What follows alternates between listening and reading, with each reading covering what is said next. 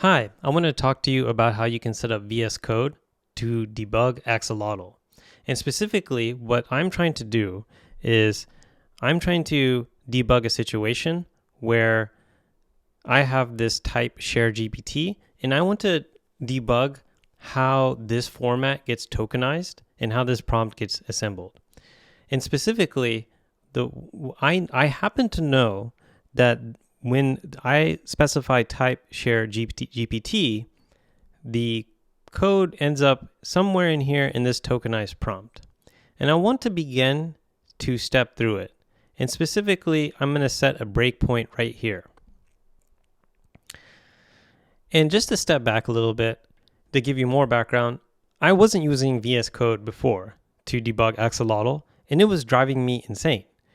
I was just setting breakpoints manually with pdb.setTrace, but there's a lot of footguns, and it's just a lot nicer, I find, to use an IDE. And maybe some of you will agree, and I think it will improve the developer experience and just make a lot of people's life easier if you're able to easily use VS Code for debugging.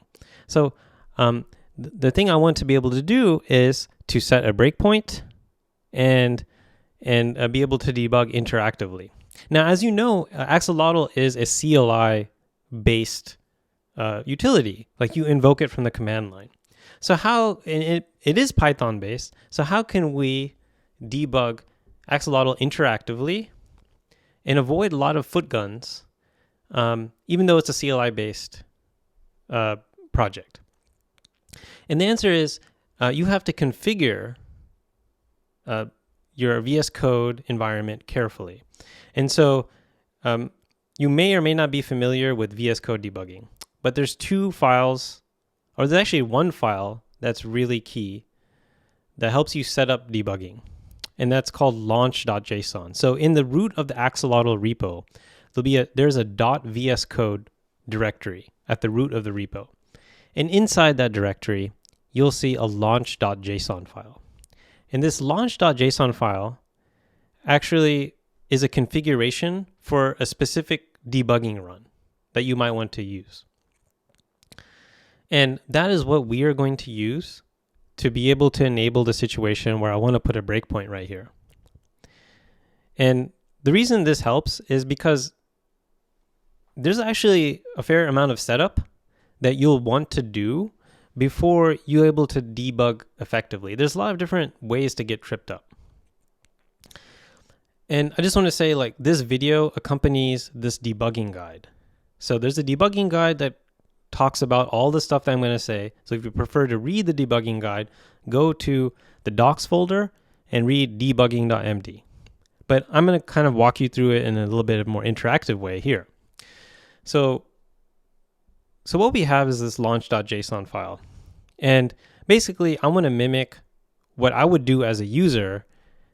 And really what I want to do is I want to run this config file, but I want to run it in the debugger. And there's a lot of ways to debug. Like, one way you could debug is run the unit tests and debug that way. But a lot of times I want to debug from an end user's perspective. I want to get a config file that someone's using or that I'm trying to use and kind of see, like, what is happening. And so this is kind of useful for that.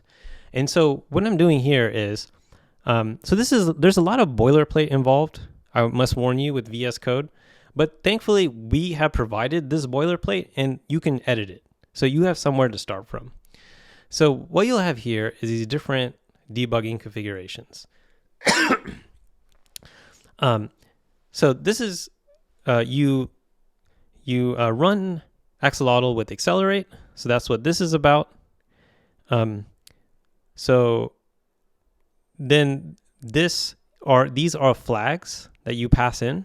So we're going to debug a training run.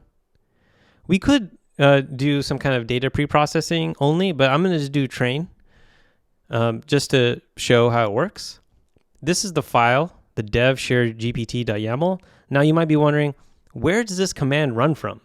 And so what we're doing here in the VS Code is actually we're changing the working directory to the workspace, which is the root of the project, and then the DevTools folder. So the DevTools folder, we actually have one, and the DevTools folder will have this dev shared GPT file in the repo. So you can use it as an example.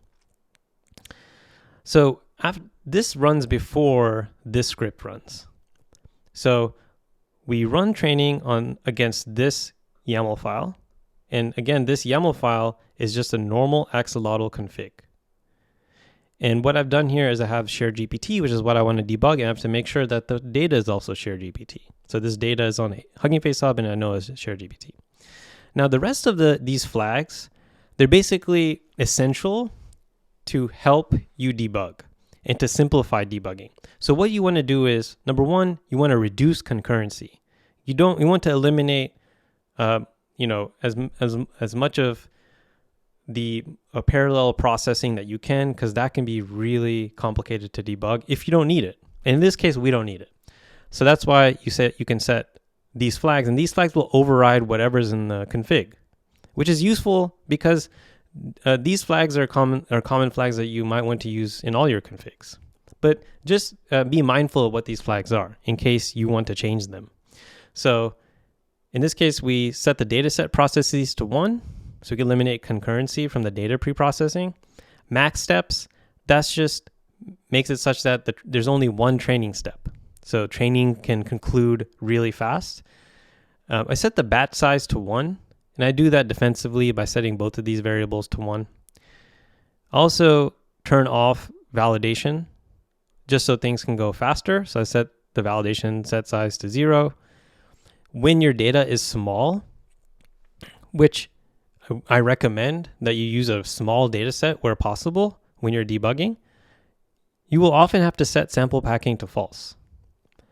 And similarly, it's useful to make sure eval sample packing is false. And then lastly, you want to make sure that caching doesn't get in your way. So Axolotl caches a lot of stuff, and then the underlying Hugging Face trainer that Axolotl uses caches a lot of stuff too. And you want to make sure that you invalidate those caches. I drove myself crazy when I tried to debug this and I couldn't hit this code path. And I found out, for example, that there's a Hugging Face cache. And that's why this wasn't being run. So you just have to be really careful of that. Thankfully, we've baked that in here and handled this in this launch.json. Basically what we're doing is we're dumping the prepared data set into this temp debug folder, in this temp debug Axolotl outputs folder. And then we're sending the model also to this temp debug Axolotl outputs folder. And then what we're doing as well is we're setting the HF home environment variable to this same temp debug folder inside this HF cache. And the reason we're sending all of these outputs and assets and caches to this one folder is so that we can manage it, and then we can delete this cache in these various folders before Axolotl runs. Because Axolotl caches certain things in this prepared path. Like if it sees that the data is already there, it will use that, and you won't actually hit the code path. And similarly, certain things will be cached inside the data set cache inside HF home. And so there's some other things here. Just my code, that just makes sure that only Axolotl code is stepped through. So when you're stepping into things or stepping over things with the debugger, which we'll show in a minute, that just makes sure that you only go through Axolotl code. Otherwise, you'll go through all the dependencies as well, and it can get kind of lost. So it's useful to toggle this on or off depending on what you're trying to do. Sometimes you do want to step through the dependencies. And then finally, you might wonder, okay, there's all these caches, there's this temp directory, all this stuff gets written, and we delete certain things for this specific situation where we want to invalidate this cache, the data kind of caches for this prompt tokenizer to run correctly, for this tokenized prompt. So we can hit this breakpoint.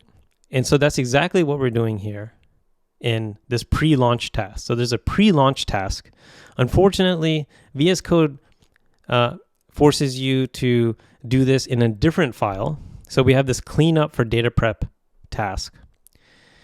And just to give you an example of how this looks, this is also a lot of boilerplate. But what we're doing here, and there's no reason to get scared of this, is we are making sure that, first of all, we're in the right folder. So what we do is, we make sure we're in the workspace folder inside DevTools, and then we delete the folders we want to delete. So in one case, we're deleting this Axolotl outputs folder. In another case, deleting this cache, and it's specifically the datasets cache. And because you can only send one task to a launch job, there's something called this composite job, which in this just combines both of these different tasks. And this is how you do it. And so you have this cleanup for data prep. And really, this is a lot of ceremony for just running 2 rmrf commands. Realize that, but this is how it's done. And that is exactly what's happening here. So that's a lot of stuff. Let's go ahead and run the debugger. So how you run the debugger, you go over here to the debug thing on the left-hand side.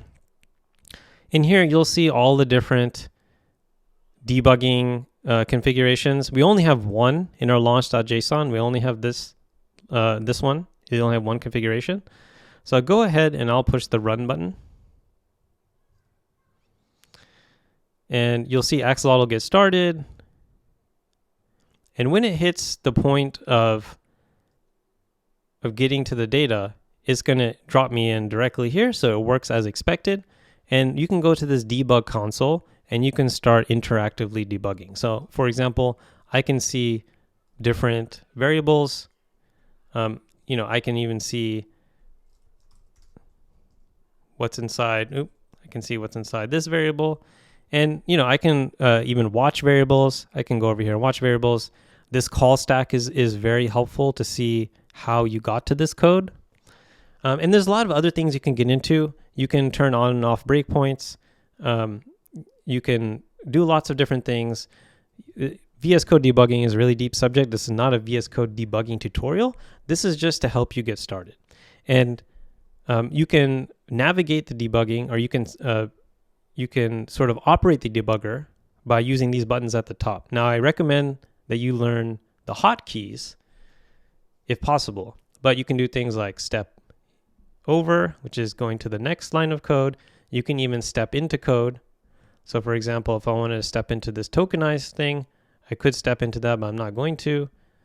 And you can do things as they make sense. So for example, what if I want to step into this parse tokenized to result? I can do that. And you can see I just stepped into that code. So that's just a high-level overview of how to set up VS Code for debugging. We have the .vs code directory with the launch.json and task.json. We have this DevTools directory with this one configuration file that I used for this example. And then finally, there's this debugging.md, which goes over everything that I just did in this video. I hope that helps. Thank you.